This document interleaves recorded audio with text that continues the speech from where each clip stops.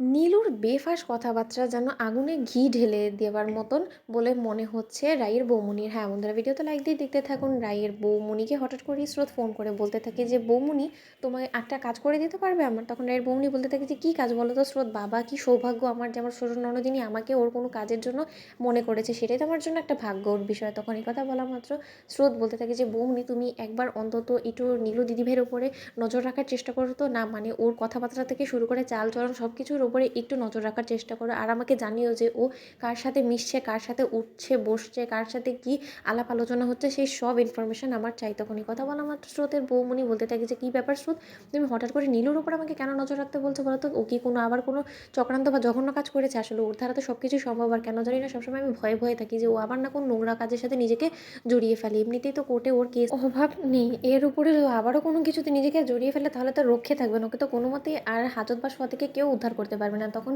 স্রোত বলতে থাকে যে, বৌমনি তুমি শুধু তোমার ননদিনীর উপরে একটু নজর রাখার চেষ্টা করো, তারপরে গোটা বিষয়টা আমি তোমাকে পরে খুলে বলছি। ওদিকে এই কথা বলার মতো স্রোতের বৌমনি এবং ওর স্রোতের মা বলতে থাকে যে, আচ্ছা মিষ্টি, তোমার সাথে যখন স্রোত সার্থকের সাথে কথাই হয়েছে, তাহলে তুমি বরঞ্চ ওদেরকে অষ্টমঙ্গলার জন্য নেমন্তন্ন করে দিতে। হিসাব মাফিক তো আমাকেই করার দরকার, কিন্তু তার সত্ত্বেও তুমিও তো ওর বড় বৌদি হও, মায়ের মতনই তো, তুমি বরঞ্চ ওদেরকে নেমন্তন্ন করে দাও অষ্টমঙ্গলার জন্য, কাল যাতে ওরা ঠিক সময় মতো চলে আসে। আপনার সকল আয়োজন থেকে শুরু করে যোগাযন্ত্র করে রাখবো। দেখি এই কথা বলার মতো স্রোত বলতে থাকে যে, বৌমনি ভালো কথাই বলেছো, আমাকে নিমন্ত্রণ যখন করেই ফেলেছো, তাহলে এই নিমন্ত্রণের সুযোগে তুমি বরঞ্চ রাই দিদিভাই এবং ইনক্লুডিং কোয়েল দিয়া ওদেরকেও আমাদের বাড়িতে নিমন্ত্রণ করে ফেলো। এই সুযোগে সকলের সাথে একসাথে দেখা সাক্ষাৎও হয়ে যাবে, আর আলাপ আলোচনাও হয়ে যাবে, আর কোয়েল কতটা অসুস্থ সেটাও বোঝা হয়ে যাবে। তখন রাইয়ের বৌমনি বলতে থাকে যে, কী ব্যাপার হঠাৎ করে স্রোত, তুমি কোয়েলের অসুস্থতা নিয়ে কেন তো মাথা ঘামাচ্ছ? তখন স্রোত বলতে থাকে যে, বৌমনি কাল তো দেখা হচ্ছে, সব তোমাকে বলবো, কিন্তু তুমি শুধু মিসদি ভাইয়ের উপরে নজর রাখো।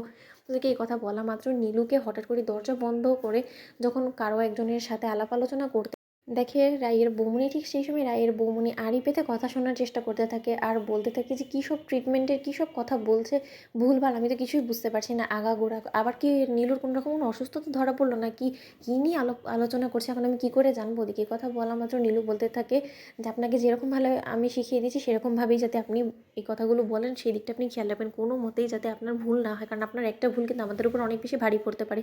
ওদিকে এই কথা বলা মাত্র নীলু যখন হঠাৎ করে বাড়ি থেকে বের হওয়ার জেদ ধরে বসে, ঠিক সেই সময় রায়ের বৌমনি বলতে থাকে যে, নীলু কোথায় যাচ্ছে এই অসময়ে?